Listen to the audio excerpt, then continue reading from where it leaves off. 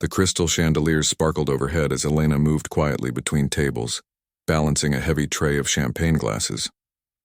Her feet ached in the worn black sneakers she'd bought from a thrift store 3 months ago. They were starting to fall apart, but new shoes would have to wait. Right now, every dollar went toward rent and her younger brother's college textbooks. The Belmont Country Club was hosting its annual charity gala, and the dining room buzzed with conversation. Women in designer gowns laughed softly while men in tailored suits discussed business deals worth more than Elena would earn in a lifetime. She'd been working here for 6 years now, and she'd learned to move like a ghost through their world. Invisible, useful, forgettable. "Excuse me." "Miss?" a woman called out, barely glancing up from her phone. "This champagne is warm. Bring me a fresh glass." Elena nodded with a polite smile, took the nearly full glass and headed back toward the kitchen. She didn't mind the tone or the dismissiveness anymore. It was just part of the job. Besides, she needed this work. She'd picked up the evening shift on top of her morning shift, because the tips at these fancy events were good. If she was lucky, she might clear $300 tonight. That would cover most of the electricity bill. In the kitchen, the other servers rushed around in organized chaos. Antonio, the head chef, barked orders at his line cooks while servers grabbed plates of food that cost more than Elena's entire weekly grocery budget. She'd seen a single appetizer priced at $45 on the menu. $45 for 4 pieces of seared tuna. "Elena, table 7 needs water refills," called out Patricia, the senior server who'd trained her years ago. "And keep an eye on the VIP section. Those folks get cranky if they wait more than 30 seconds. "Got it," Elena replied, grabbing a fresh bottle of champagne from the ice bucket. She pushed back through the swinging kitchen doors and returned to the dining room. The gala was in full swing now. A jazz band had been playing soft background music earlier, but they'd finished their set and packed up. The main entertainment was supposed to start soon. Elena had heard the staff talking about it all week. Some famous pianist was flying in from New York to perform. The guests had paid $500 per plate specifically to hear this performance. As Elena refilled water glasses and cleared empty plates, she couldn't help but notice the beautiful grand piano sitting on the stage at the front of the room. It was a Steinway, probably worth more than most people's houses. The polished black surface reflected the chandelier light like a mirror. Something tightened in her chest when she looked at it, a familiar ache she'd learned to push down over the years. She forced herself to look away and focus on her work. Table 12 needed more bread. Table 8 wanted dessert menus. Table 5 had a special request for dairy-free options. She moved efficiently, professionally, keeping that practiced smile on her face even though her lower back was starting to hurt from being on her feet for the past 11 hours. That's when she noticed the commotion near the entrance. Mrs. Pemberton, the event coordinator, was on her phone, and even from across the room, Elena could see the woman's face turning red. Something was wrong. "What do you mean he can't make it?" Mrs. Pemberton's voice rose above the ambient noise. Several guests turned to look. "The performance is supposed to start in 20 minutes. Elena tried not to eavesdrop as she cleared a nearby table, but it was impossible to miss the conversation. "I don't care if he has the flu," Mrs. Pemberton hissed into her phone. "These people paid specifically for this performance. Find me someone else, anyone. I don't care what it costs." The woman ended the call and immediately dialed another number, pacing back and forth near the entrance. Elena watched as she made call after call, growing more desperate with each conversation. The pianist had canceled. There would be no performance tonight. Around the dining room, word began to spread. Elena heard snippets of conversation as she worked. "I specifically came tonight for the music," one woman complained to her husband. $500 a plate, and they can't even deliver on the entertainment? A man in a gray suit muttered. Mrs. Pemberton was now talking to the club's general manager, both of them looking stressed. Some guests were already standing up, gathering their things, clearly planning to leave. The entire evening was falling apart. Elena delivered another round of drinks to table 6, her mind elsewhere.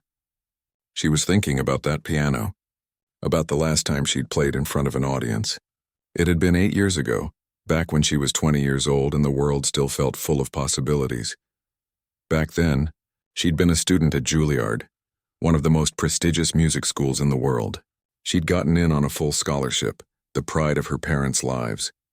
Her mother used to call her our little maestro. and her father would record every single one of her practice sessions on his old video camera. Piano had been Elena's entire life since she was 4 years old. She'd won competitions, performed at concert halls. Her professors said she had a gift, that she'd play with major orchestras someday. The future had seemed so bright and clear, like a straight path she just needed to walk down. Then one rainy Tuesday in October, everything changed. A drunk driver ran a red light. Her parents were gone instantly, and suddenly, Elena wasn't a music student with a bright future anymore. She was a 20-year-old with a 14-year-old brother to take care of, and no idea how to pay rent. She'd withdrawn from Juilliard the following semester. There was no other choice. Her brother needed stability, needed to stay in school, needed someone to take care of him. The scholarship covered tuition but not living expenses, and certainly not enough to support 2 people. She'd found this job at the country club because they hired her immediately and the tips were decent. That was 8 years ago. Her brother Daniel was now in his junior year of college studying engineering. He was doing well, making good grades, and he had no idea how many nights Elena had survived on ramen noodles and peanut butter so he could have proper meals. He didn't know that she sometimes worked 3 jobs to cover his textbooks. And he definitely didn't know that she'd given up her dreams so he could chase his. She didn't regret it. Not really. Daniel was going to graduate and get a good job and have the kind of life their parents had wanted for both of them. That mattered more than anything else. But sometimes when she saw that piano, the ache in her chest became almost unbearable. Elena shook her head, clearing the memories away. This wasn't the time for feeling sorry for herself. She had work to do, but as she glanced toward the front of the room, she saw Mrs. Pemberton sink into a chair, her phone clutched in her hand, defeat written across her face. The evening was clearly ruined. Guests were gathering their coats. Some were demanding refunds. The charity event, which was supposed to raise money for the local children's hospital, was turning into a disaster, and that piano sat there on stage, silent and waiting, like it was calling to her. Elena set down her empty tray and made a decision that would change everything. Elena's heart pounded as she walked toward the kitchen. What was she thinking? She couldn't just offer to play the piano. These weren't her friends or family. These were wealthy people who expected perfection, who paid thousands of dollars for world-class entertainment. Who was she to think she could fill those shoes? But then she thought about the children's hospital, about the money that wouldn't be raised tonight if everyone left angry and disappointed. She thought about sick kids who needed that funding, and something inside her pushed forward. In the kitchen, Mrs. Pemberton was standing near the manager's office, looking completely defeated. Her perfect makeup was starting to smudge from stress, and she kept checking her watch every few seconds. Mrs. Pemberton? Elena's voice came out smaller than she'd intended. The woman looked up, distracted. What is it? I'm very busy right now. Elena swallowed hard. I heard about the pianist canceling. I know this sounds strange, but I can play. I could perform tonight if you need someone. Mrs. Pemberton stared at her like she'd spoken in a foreign language. Then she let out a short, humorless laugh. You? You're a waitress. I know, but I used to study piano. At Juilliard, actually. I had to leave, but I still remember. Juilliard. Mrs. Pemberton's eyes narrowed with skepticism. That's a nice story, but I don't have time for jokes right now. I have 200 angry guests out there who paid good money for professional entertainment. I'm not joking, Elena said, her voice steadier now. I can show you. Just let me play something, anything. If I'm not good enough, I'll go back to serving tables. But if the evening is already falling apart, what do you have to lose? Mrs. Pemberton opened her mouth to argue, then closed it again. She looked toward the dining room where voices were growing louder with complaints. Several people were clearly demanding to speak with management. The woman's shoulders sagged. Fine, she said finally. You can play one piece during dessert service, one. And if you embarrass me or this club, you're fired. Do you understand? Elena nodded, her mouth suddenly dry. What had she just done? Mrs. Pemberton waved her hand dismissively. You can't perform in your uniform. Go see Linda in the coat check. She might have something you can borrow. You have 15 minutes. Elena rushed to the coat check area where Linda, an older woman with kind eyes, worked during events. When Elena explained the situation, Linda's eyebrows shot up in surprise. You're going to play piano? In front of all those people? Linda asked. I think I just made a huge mistake, Elena admitted, her hands shaking slightly. Linda studied her face for a moment, then smiled. Well, if you're going to make a mistake, might as well make it memorable. I have a black dress in my locker. My daughter left it here last week. You're about her size. The dress was simple but elegant, much nicer than anything Elena owned. She changed quickly in the staff bathroom, her reflection in the mirror looking like a stranger. When was the last time she'd worn something like this? When was the last time she'd been anything other than a waitress, a caretaker, a person just trying to survive? Her hands were still shaking as she walked back toward the dining room. Through the kitchen doors she could hear the crowd's impatient murmur. Antonio caught her eye and gave her a questioning look. Word was spreading fast among the staff about what was happening. You really going out there? Patricia whispered, grabbing her arm. Elena, are you sure about this? No, Elena answered honestly. But I'm doing it anyway. Mrs. Pemberton met her at the edge of the dining room, looking her up and down with barely concealed doubt. Remember, you get one piece. Make it quick. This is just to calm people down while I figure out what to do next. Elena nodded and started walking toward the stage. The distance felt impossibly long. With each step, she became more aware of the eyes turning toward her. The conversations didn't stop exactly, but they shifted. She could feel the confusion, the curiosity, and in some cases, the amusement. Who's that? Someone asked. Isn't she one of the servers? Another voice replied. A few people actually chuckled. One man in the back leaned over to his wife and said something that made them both laugh. Elena's face burned, but she kept walking. She'd committed now. There was no turning back. The stage lights were brighter than she'd expected. The piano seemed even more massive up close, more intimidating. Elena sat down on the bench and the leather was cool beneath her legs. She adjusted her position, placed her feet on the pedals, and looked down at the keys. It had been so long. 8 years since she'd played in front of anyone. 8 years of carrying trays and washing dishes and scrubbing floors. Her hands looked different now, rougher with calluses in new places. Would they even remember? Would her fingers know what to do? The room hadn't gone quiet. People were still talking, still treating this like background noise, like she was just there to fill space while they finished their expensive meals. Mrs. Pemberton stood off to the side, arms crossed, clearly expecting this to be a disaster she'd have to clean up. Elena closed her eyes and took a deep breath. She thought about her mother, who used to sit next to her during practice sessions humming along. She thought about her father, who'd sold his car so they could afford her first real piano.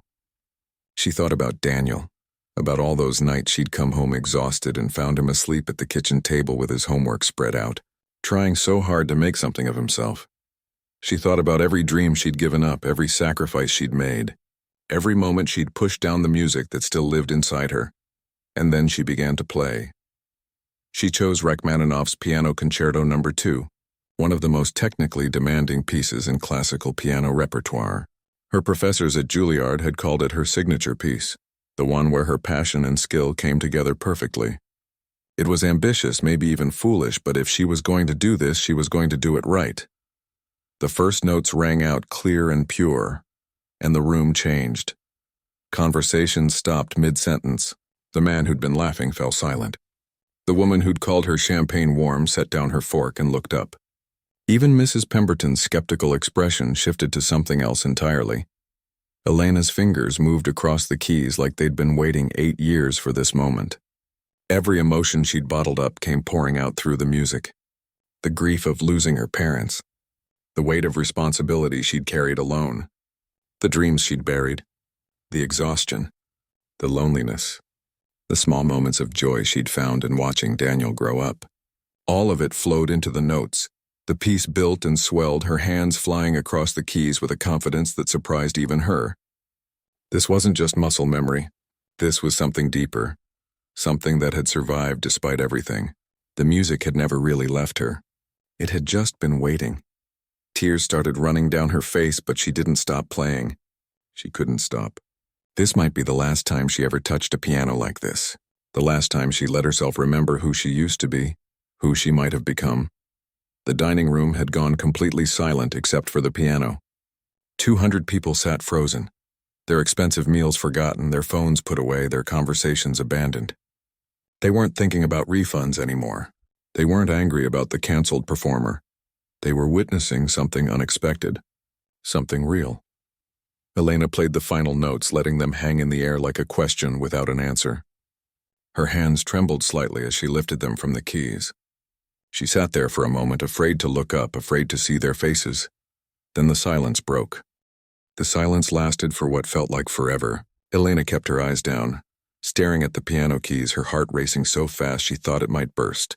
Had she made a terrible mistake? Had she embarrassed herself in front of all these people? Then someone started clapping.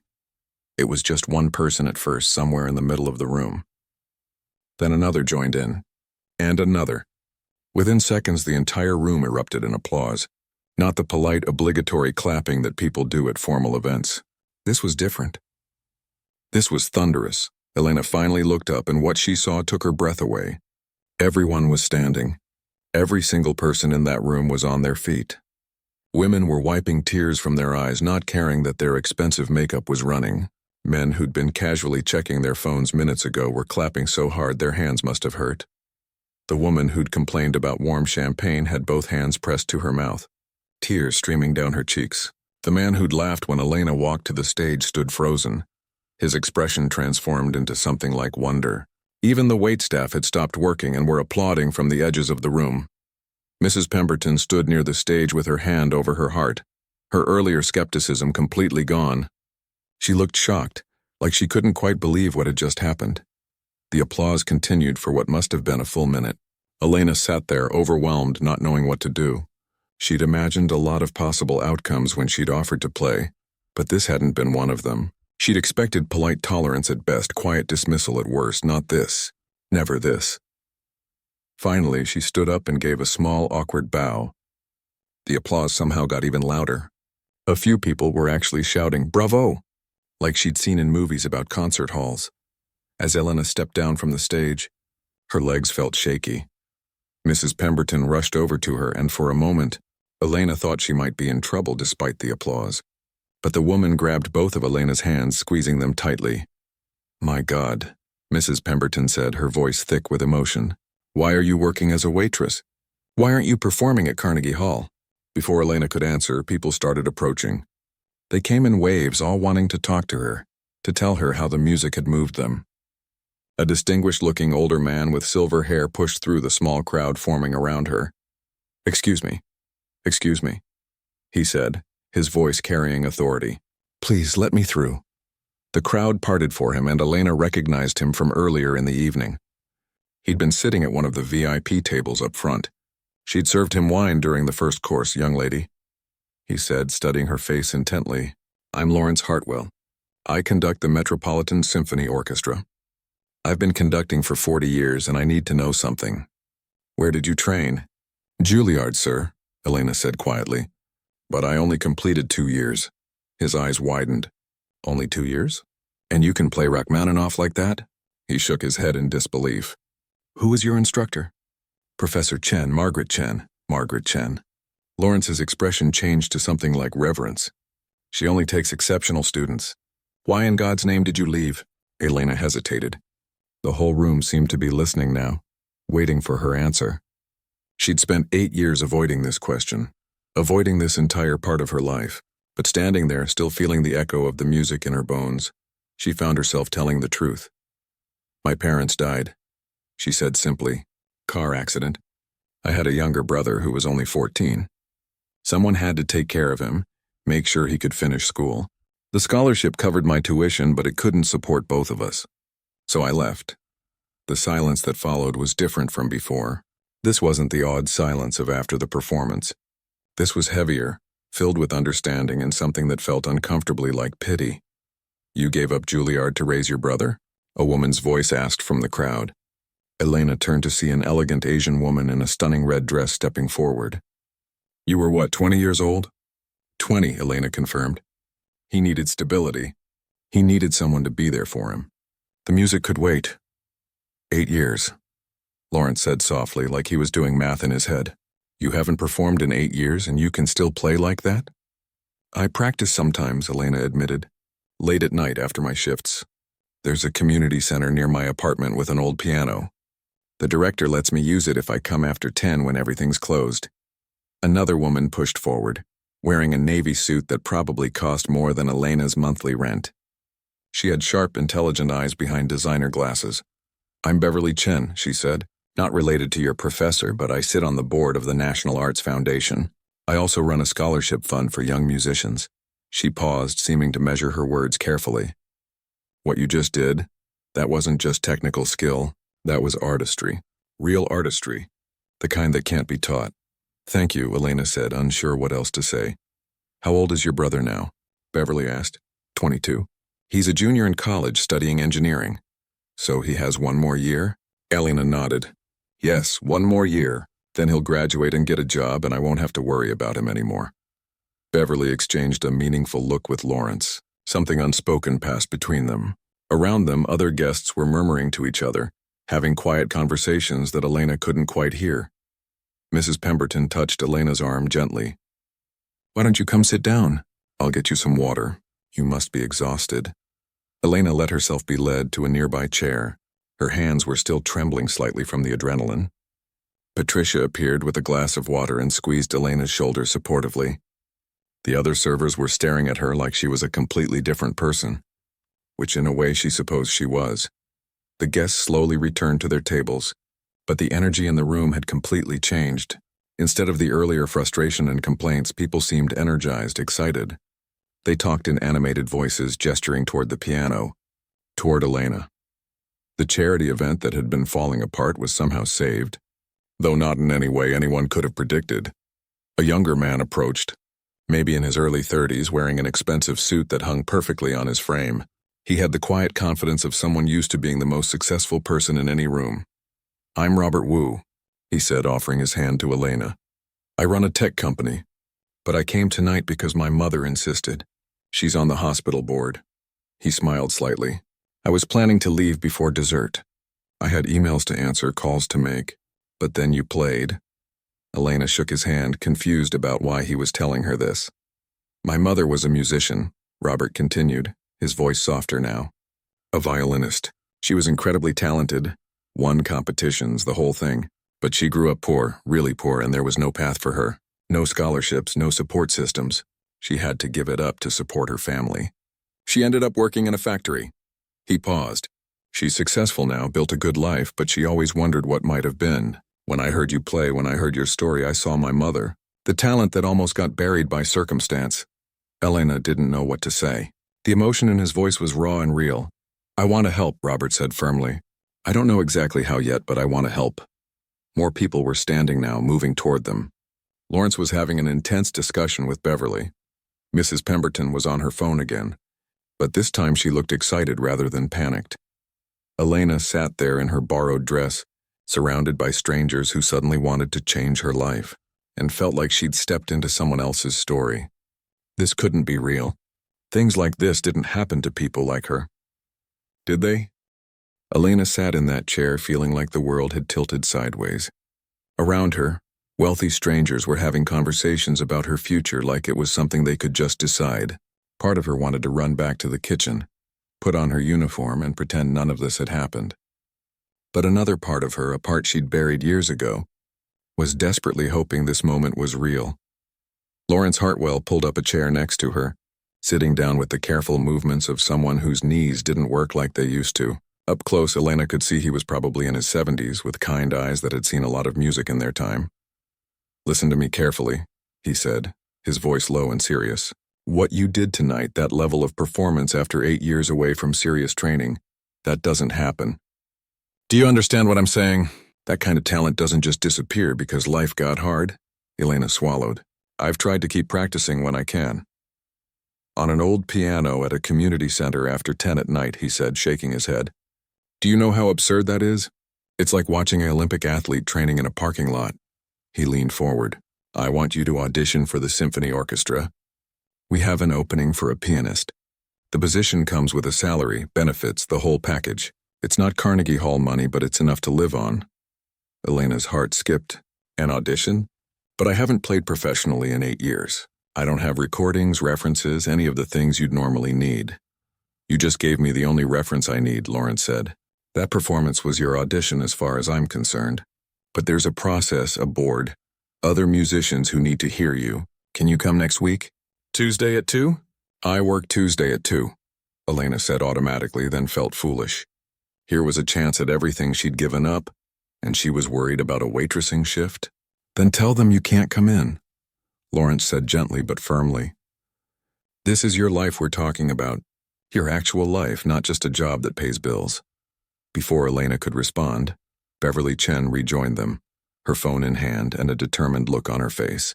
I've made some calls, she announced. I can't promise anything tonight, but I want to talk about your brother's tuition. Elena blinked. His tuition? You said he has one more year of school. Engineering, you said? Beverly pulled up something on her phone. What university? State University.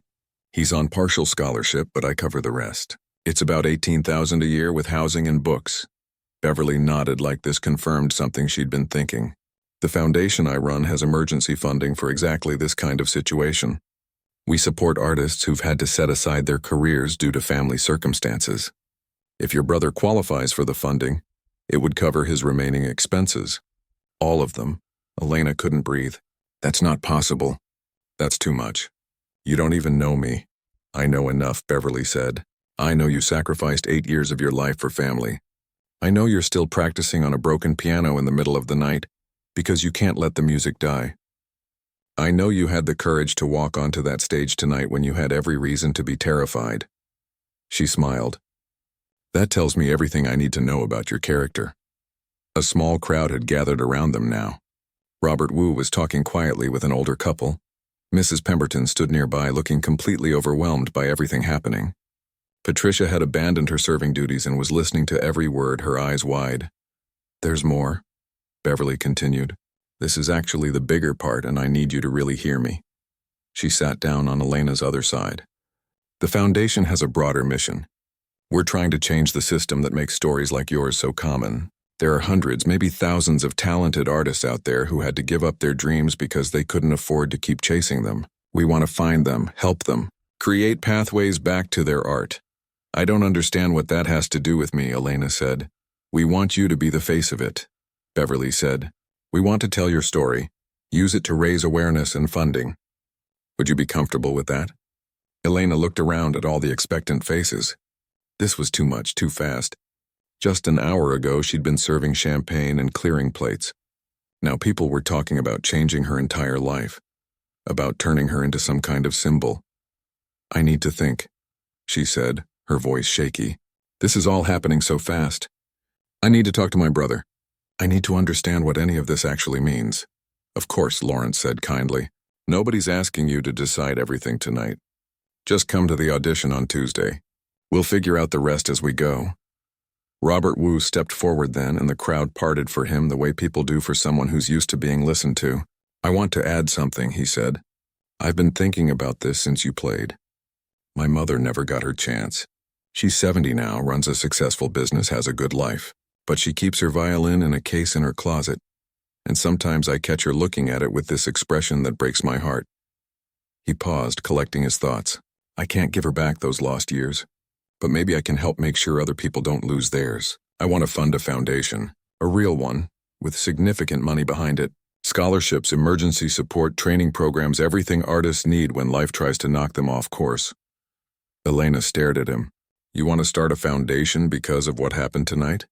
I want to start a foundation because of what almost didn't happen tonight, Robert corrected. You almost stayed in that kitchen. You almost didn't walk onto that stage. How many other people like you are out there right now? One decision away from losing their gifts forever. How much beauty is the world missing because talented people can't afford to be talented? The weight of his words settled over the group. Elena saw several people nodding, including some she hadn't noticed before. The conversation had drawn more of the gala guests over. They were all listening now. I'm just one person, Elena said quietly. One waitress who used to play piano. I'm not special. That's exactly backward, Beverly said firmly. You're not special because you're unique. You're special because you're not. There are so many people like you, and that's exactly the problem we need to fix. Mrs. Pemberton's phone rang and she stepped away to answer it. When she came back, she looked almost embarrassed. That was the club's president, she said to Elena. He heard what happened tonight. He wants to establish a scholarship fund too. In your name, and your parents' names, for students who have to leave school due to family emergencies. Elena felt tears building again. Why are you all doing this? Because you reminded us of something we'd forgotten, an older woman said from the crowd. Elena recognized her as one of the guests from the VIP section. I've been coming to these charity events for 30 years. Writing checks, eating expensive food, feeling good about myself. But tonight was the first time I actually felt the purpose behind it. You made it real. Lawrence stood up, his knees cracking slightly.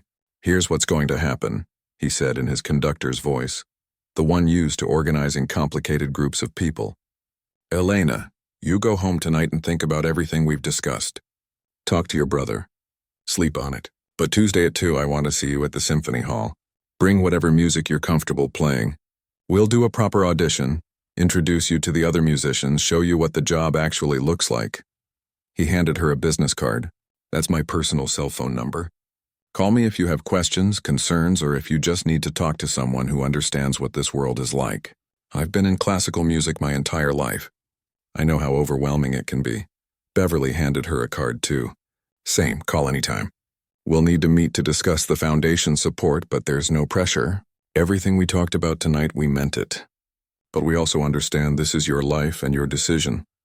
Robert was the last to give her his contact information. I'm serious about the foundation, he said. But I want to do it right. That means working with people who actually understand the arts community. People like you. Think about it. Elena took all the cards with trembling hands, feeling the weight of them like they were made of lead instead of paper. Each one represented a door opening, a possibility she'd thought was closed forever. Mrs. Pemberton touched her shoulder gently. You should probably change back into your uniform, she said. Your shift technically doesn't end for another hour, but I think we can let you go early tonight. She smiled, and it was the first genuinely warm smile Elena had ever seen from her. You've done more than enough. Elena nodded and stood up, her legs still unsteady. As she walked toward the coat check to return Linda's dress, the crowd parted for her. People reached out to touch her arm, to whisper thank you, to smile at her like she'd given them something precious. In the staff bathroom, Elena changed back into her uniform with slow, careful movements. She looked at herself in the mirror. Same person, same worn black pants and white shirt, same tired eyes and calloused hands. But something had shifted. Some door in her chest that she'd locked 8 years ago had cracked open, and light was streaming through. Elena got home just after midnight, her feet aching and her mind racing. The apartment was dark except for the blue glow of a laptop screen coming from the living room. Daniel was still awake, hunched over the coffee table with textbooks spread around him, working on what looked like a complex engineering problem. Hey, he said without looking up. How was work? Did you make good tips? Elena stood in the doorway, clutching her purse with all those business cards inside. She opened her mouth to tell him everything, but the words got stuck. How do you explain that your entire life just changed in the span of 2 hours? Daniel, she said finally. Can you close the laptop for a minute? I need to talk to you about something. The seriousness in her voice made him look up. What's wrong? Are you okay? I'm fine. Better than fine, actually. I just need you to listen. She sat down on their second-hand couch and told him everything. About the canceled pianist, about offering to perform, about the Steinway grand piano and the moment she decided to be brave. She told him about the performance, about the standing ovation, about all the people who'd surrounded her afterward with their offers and promises. Daniel listened without interrupting, his eyes getting wider with each detail. When she finished, he sat back and let out a long breath. So let me get this straight, he said slowly. You played piano in front of 200 rich people, and now some conductor wants you to audition for the symphony? And someone wants to pay for my last year of school, and someone else wants to start a whole foundation? That's basically it, yeah. Elena, that's insane. That's like movie stuff. That doesn't happen in real life. I know, she said, pulling out the business cards, but I have their numbers. It happened. I think it actually happened. Daniel picked up one of the cards, studying it like it might disappear if he blinked. Wait, Robert Wu? As in Wu-Tech Robert Wu? The billionaire? I guess. He said he runs a tech company. Elena, the guy's company is worth like $50 billion. He's famous. Daniel looked at her like she'd grown a second head. A billionaire wants to start a foundation because you played piano? Because of his mother, really. She was a musician too. She had to give it up. Daniel went quiet, turning the business card over in his hands. When he looked up again, his eyes were wet. You gave up Juilliard for me. Daniel, don't. No, I knew you left school, but I never really understood what that meant. I was 14. I was just a kid trying not to fall apart after Mom and Dad died. You were 20 years old with this whole future ahead of you, and you just gave it up. For me. Elena reached over and squeezed his hand. You're my brother? Of course I did. I'm going to graduate in a year, he said, his voice thick with emotion. I've got a job lined up already, a good one. Elena, you don't have to take care of me anymore. You haven't had to for a while now, but you kept doing it anyway. It's not that simple. There's still tuition, rent. If this Beverly person is serious about covering my tuition, then what's stopping you? What's your excuse now? Elena didn't have an answer for that. She'd spent 8 years building her life around one purpose, taking care of Daniel.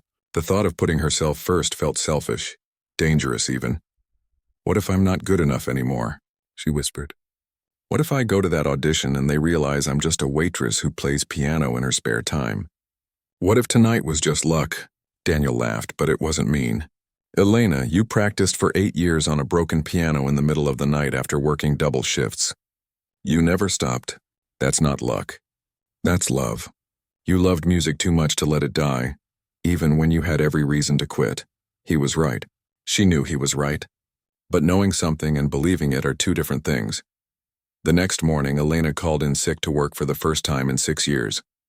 She spent the day in a coffee shop staring at those business cards, trying to work up the courage to make a phone call. Finally, she dialed Lawrence's number. Elena. His voice was warm. I was hoping you'd call. Are we still on for Tuesday? I think so, she said. But I'm scared. What if I mess up? Then you mess up, he said simply. That's how auditions work. But I've been doing this for 40 years and I know talent when I hear it.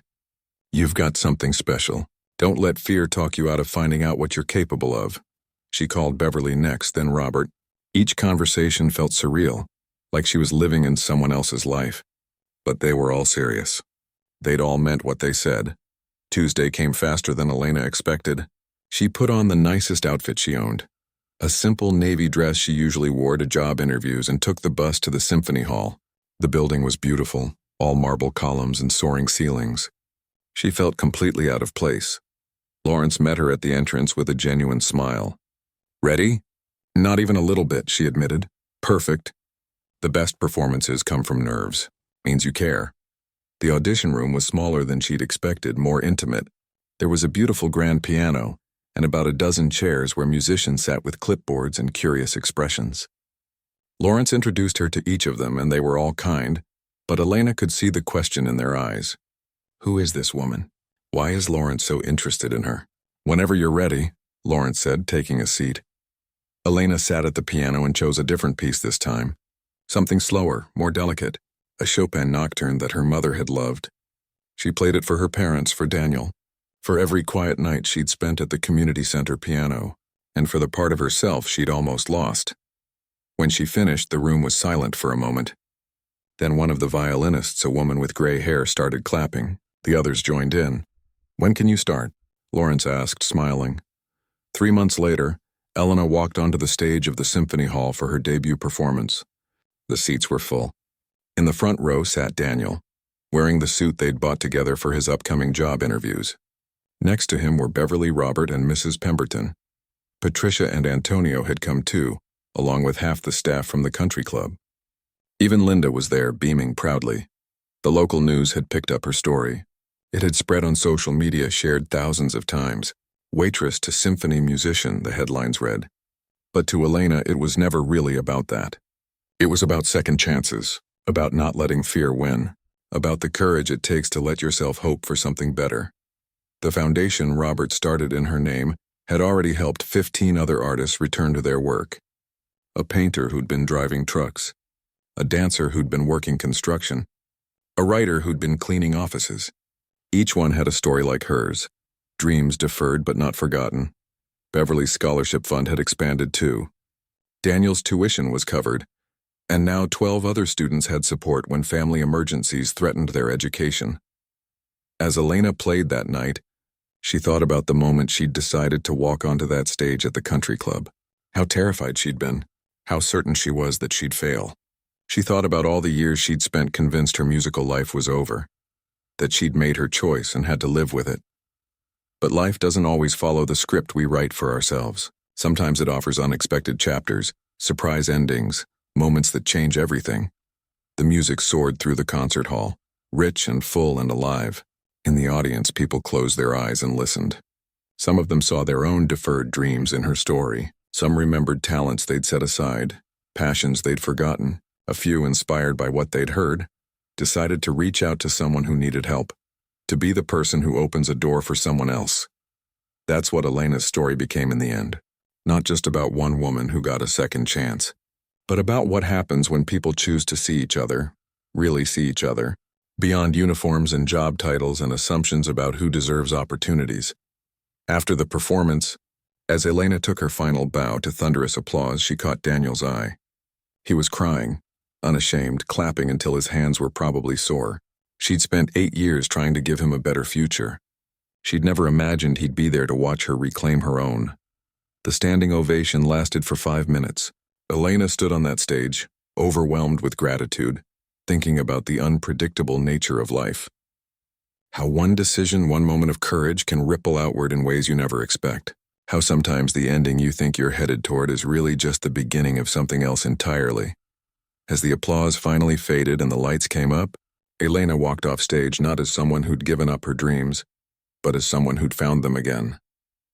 And in the process, she'd helped dozens of others find theirs too. That night at the country club had been about more than music. It had been about the power of being seen, of taking risks, of believing that it's never too late to become who you were meant to be. And for Elena, that was the greatest performance of all.